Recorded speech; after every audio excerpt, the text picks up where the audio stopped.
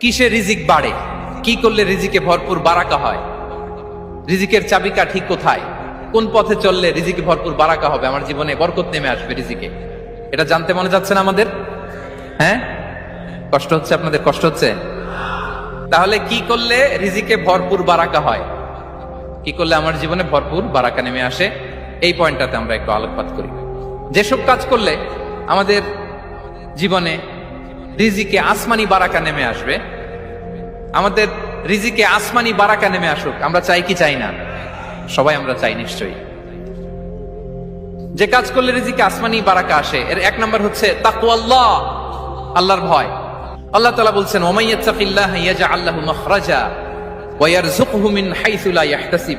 যে আল্লাহকে ভয় করে, যে আল্লাহ সচেতন, আল্লাহ তাকে মাখরাজ, মাখরাজ মানে কি জানেন? ওই যে এক্সিট লেখা না এদিকে, এই এক্সিটকে আরবিতে বলে মাখরাজ, মানে কোথাও